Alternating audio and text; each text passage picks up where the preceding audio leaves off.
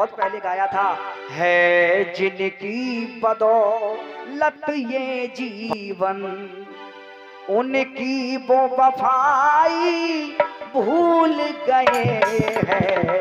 जिनकी बदौलत ये जीवन, ओ उनकी वफाई भूल गए हैं। जिनकी बदौलत ये जीवन, है जिनकी बदौलत ये जीवन, उनकी वो वफाई भूल गए। और साली का जन्म दिन याद रहा, साली का जन्मदिन याद रहा।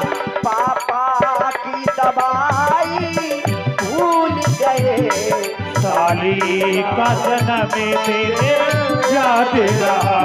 पापा की दवाई भूल गए, साली का जन्मदिन याद रहा।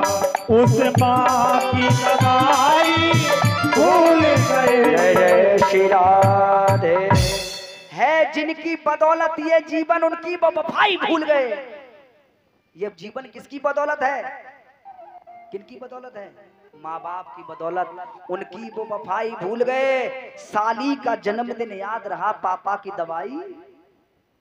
पापा ने कहा लल्ला दवाई ले आना सुमो कोल्ड, और तब तक रास्ते में आ गया साली का फोन, जीजा बर्थडे है हमारा। तो पापा की दवाई भूल गए। प्यारे, जमाना बहुत परिवर्तनशील हो गया महाराज। कथा कथा नहीं रही।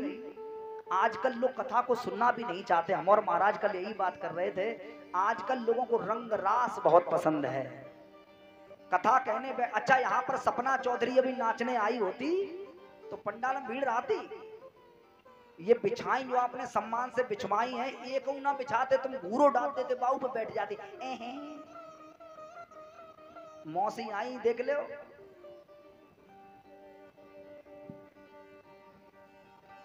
परीक्षित जी, ये दुनिया भगवान की तरफ नहीं भाग रही।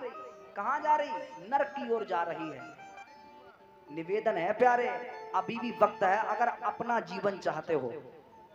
आज भोले बाबा ने कहा कि अब ये लौट कर नहीं आएंगी। नंदी को लेकर जब वहां पहुंचे तो पहुंचे तो सादर भले मिली एक माता, भगनी मिली बहुत मुस्कुराता। सारी बहनें हंसने लगी, हंसी उड़ाने लगी कि बहन जीजी आ गई, जीजा नहीं आए। अब हंसी उड़ाने लगी। अच्छा, पता सबको है कि इनके यहाँ निमंत्रण नहीं गया। देखो ऐसा ही होता है, बगैर बुलाए जाओगे तो इज्जत। अब जब हंसी होने लगी तो भोले बाबा की याद अब याद आने लगी। और जैसे ही माँ मिली तो माँ ने सीने से लगा लिया। देखो माँ माँ होती है, माँ माँ होती है। बेटी चाहे ससुराल में हो, और ससुराल से जब बेटी आती है तो सादर भले मिली एक। माँ ने सीने से लगा लिया, बहुत तेज रोने लगी, कहने लगी बेटी तू यहाँ क्यों चली आई है? तेरी यहाँ बेइज्जती हो रही, मुझ पे बर्दाश्त नहीं हो रहा। आज जाकर के यज्ञशाला में मैया पहुंची, देखता है कि सभी देवता बैठे हैं, लेकिन शंभू का कहीं भी स्थान नहीं। प्यारे, देवों के देव महादेव जिस जगह न हो वो यज्ञ पूरा कैसे हो सकता है? आज मैया सती ने कहा कि हे पिताजी, यहाँ पर समस्त देवी देवता हैं लेकिन मेरे पति का स्थान नहीं, ऐसा क्यों? दक्ष मुस्कुराकर बोला तुझे यहाँ बुलाया किसने है? मुझे उपदेश देने चली आई, तू है कौन?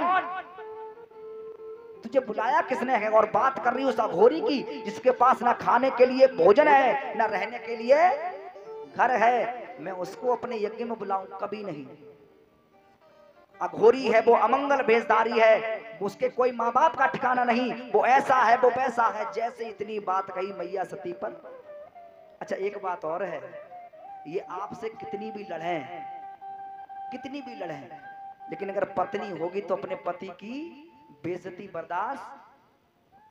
बर्दाश्त नहीं करती। आज मैया सती अपने पिताजी से टकरा गई, बोली पिताजी अब आगे अब मत बोलना वरना अनर्थ हो जाएगा। और जैसे ही कहा अनर्थ हो जाएगा, दक्ष ने फिर 2-4 गालियां दे दी।